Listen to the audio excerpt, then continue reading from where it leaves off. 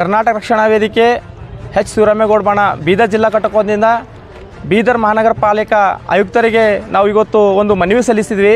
ಈ ಮನವಿ ಸಲ್ಲಿಸುವ ಕಾರಣ ಏನಪ್ಪ ಅಂತಂದರೆ, ಬೀದರ್ ನಗರ ವ್ಯಾಪ್ತಿಯಲ್ಲಿ ಬರುವಂತಹ ಏನು ಸಾರ್ವಜನಿಕರ ಶೌಚಾಲಯವನ್ನು ನಿರ್ಮಾಣ ಮಾಡಿ ಸುಮಾರು ವರ್ಷ ಕಳೆದಿವೆ.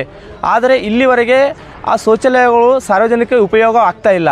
ಇದರ ಹಿಂದೆ ಇರುವ ಕಾರಣ ಏನು ಮತ್ತು ಯಾಕೆ ಅದು ಉಪಯೋಗ ಆಗ್ತಾ ಇಲ್ಲ, ಮತ್ತು ಲಕ್ಷಾಂತರ ರೂಪಾಯಿ ಸರ್ಕಾರದ ಹಣ ದುರ್ಬಳಕೆಯಾಗಿ ಅದು ಅಲ್ಲೇ ಕುಸಿದು ಬಿದ್ದಿದೆ. ಎಲ್ಲ ಕೆಲಸ ಕಾಮಗಾರಿ ಆಗಿದೆ, ಬಟ್ ಇಲ್ಲಿ ತನಕ ಅದು ಪ್ರಾರಂಭ ಮಾಡಿಲ್ಲ.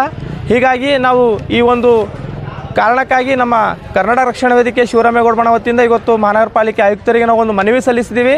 ಆದಷ್ಟು ಬೇಗ ಸ್ವಲ್ಪ ದಿನದಲ್ಲೇ ಆ ಸಾರ್ವಜನಿಕ ಶೌಚಾಲಯ ಏನಿದೆ ಪ್ರಾರಂಭ ಮಾಡಬೇಕು ಮತ್ತು ಬೀದರ್ ನಗರ ಸಾರ್ವಜನಿಕರಿಗೆ ಅನುಕೂಲ ಮಾಡಬೇಕಂತಂದು ನಾನು ಈ ಮೂಲಕ ಆಯುಕ್ತರಲ್ಲಿ ಮನವಿ ಮಾಡಿಕೊಂಡಿದ್ದೆ. ಒಂದು ವೇಳೆ ಮುಂದೆ ಬರೋ ದಿನಗಳಲ್ಲಿ ಆ ಕೆಲಸ ಆಗಲಿಲ್ಲ ಅಂತಂದರೆ ನಾವು ಇಲ್ಲಿ ಮಹಾನಗರ ಪಾಲಿಕೆ ಕಚೇರಿಯ ಮುಂದೆ ಸಾಂಕೇತಿಕ ಧರಣಿ ಮಾಡ್ತೀವಿ ಅಂತ ಈ ಮೂಲಕ ನಾನು ತಿಳಿಸ್ತಾ ಇದ್ದೀನಿ.